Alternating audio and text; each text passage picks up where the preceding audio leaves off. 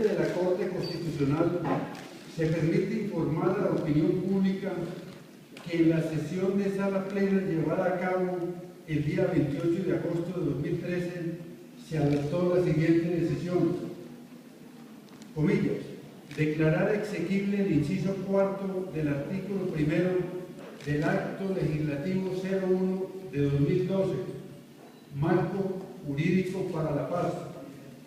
En primer lugar, la Sala consideró que si bien la demanda se dirigía contra las expresiones, entre comillas, máximos, cierra comillas, abre comillas, cometidas de manera sistemática y comillas, todos los contenidas en el inciso cuarto del artículo primero, estas se encuentran estrechamente vinculadas a un sistema integral de justicia transicional, por lo cual fue necesario pronunciarse sobre la totalidad del inciso.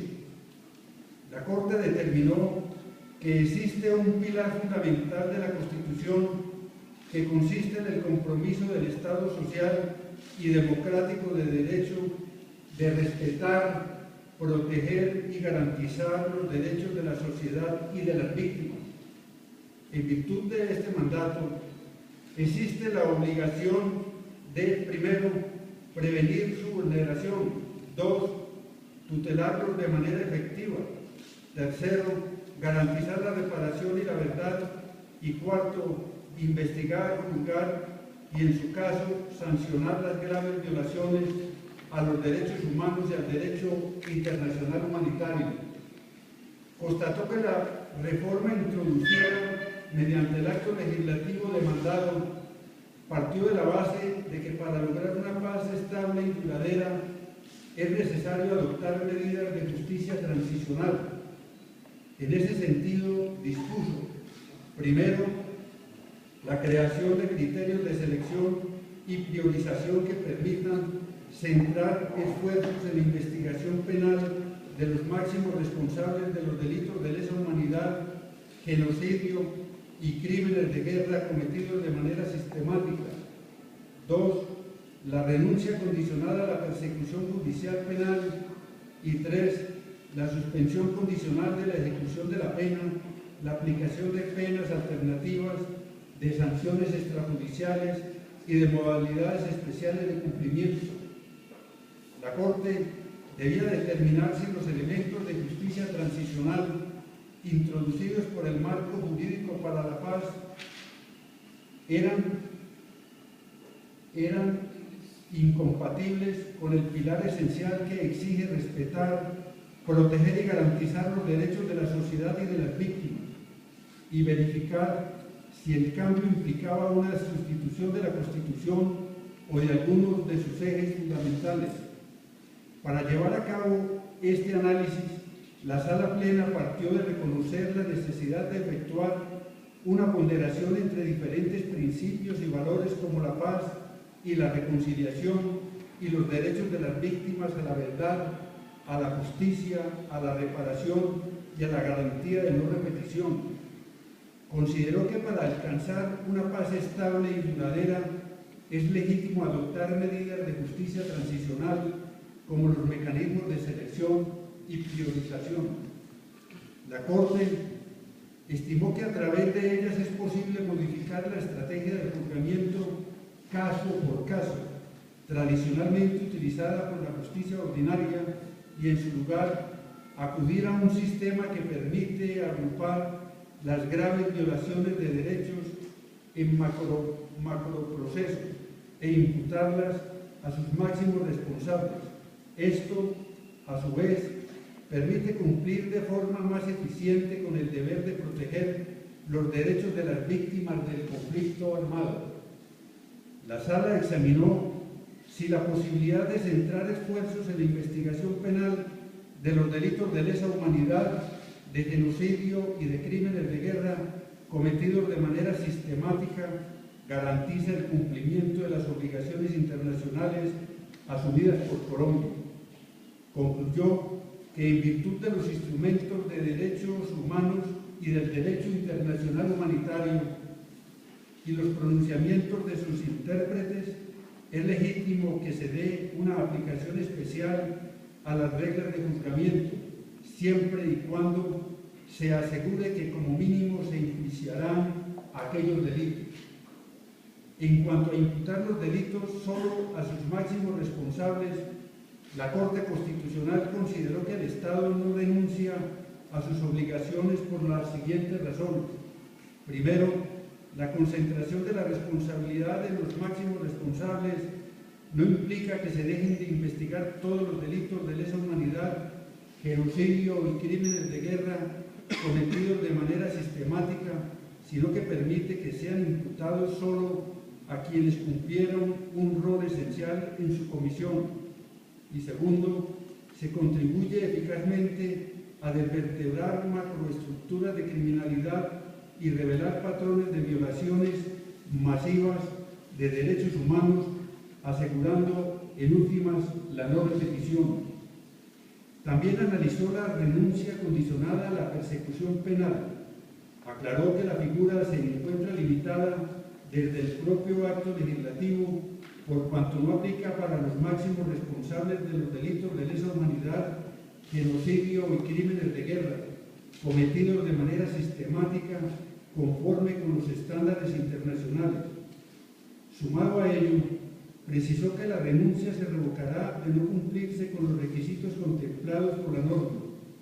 Dentro de estas condiciones se encuentran como mínimo la dejación de las armas, el reconocimiento de responsabilidad, la contribución al esclarecimiento de la verdad, la reparación integral de las víctimas, la liberación de los secuestrados y la desvinculación de menores. Finalmente, explicó que la renuncia condicionada a la persecución penal se justifica al ponderar la obligación de investigar, juzgar y, en su caso, sancionar con el deber de prevenir futuras violaciones a los derechos humanos en la búsqueda de una paz estable y duradera. La Corte determinó que los mecanismos de suspensión condicional, de ejecución de la pena, sanciones extrajudiciales, penas alternativas y las modalidades especiales de cumplimiento no implican por sí solos una sustitución de los pilares esenciales de la Carta, siempre que se encuentren orientadas a satisfacer los derechos de las víctimas, a la verdad, a la justicia, a la reparación y a la no repetición. Finalmente, consideró necesario fijar los siguientes parámetros de interpretación del acto legislativo, para que estos sean observados por el Congreso de la República al expedir la ley estatutaria que desarrolle el marco jurídico para la paz. Primero, el pilar esencial que impone al Estado el deber de respetar, proteger y garantizar los derechos de la sociedad y de las víctimas. Exige que todas ellas tengan como mínimo las siguientes garantías. 1. Transparencia del proceso de selección y priorización. 2. Una investigación seria, imparcial, efectiva, cumplida en un plazo razonable y con su participación. 3. La existencia de un recurso para impugnar la decisión sobre la selección y priorización de su caso. 4. Asesoría especializada. 5. El derecho a la verdad, de modo que cuando un caso no haya sido seleccionado o priorizado, se garantice a través de mecanismos judiciales no penales y extrajudiciales. 6. El derecho a la reparación integral. Y 7. El derecho a conocer dónde se encuentran los restos de sus familiares. 2. Para que sea aplicable el marco jurídico para la paz, es necesario exigir la terminación del conflicto armado respecto del grupo desmovilizado colectivamente, la entrega de las armas y la no comisión de nuevos delitos en los casos de desmovilización individual. 3. Se deberá investigar y juzgar toda grave violación a los derechos humanos, al derecho internacional humanitario y al Estatuto de Roma, que sean constitutivas de delitos de lesa humanidad, genocidio, y crímenes de guerra cometidos de manera sistemática e imputarlas a sus máximos responsables. 4.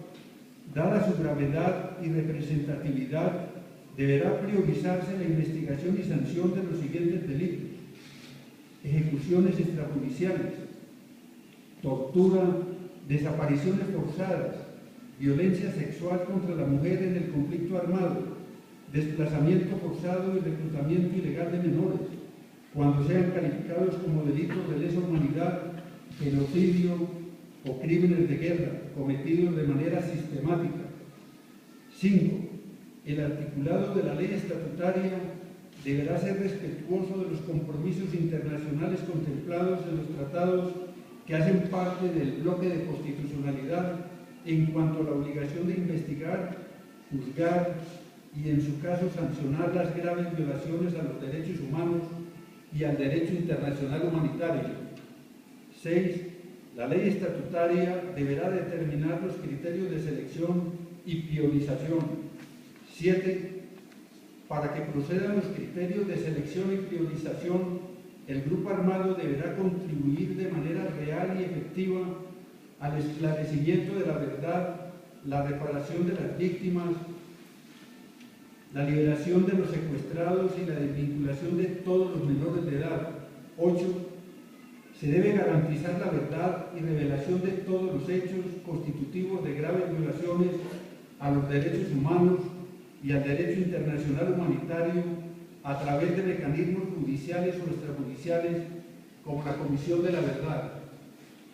El magistrado Mauricio González Cuervo salvó parcialmente su voto por considerar que se desconocen tratados internacionales de derechos humanos ratificados por Colombia y normas del derecho internacional imperativo, jus cogens, que obligan al Estado a la garantía del goce efectivo de los derechos humanos y se concretan en el deber de investigar, juzgar y sancionar las graves violaciones de los derechos humanos y del derecho internacional humanitario.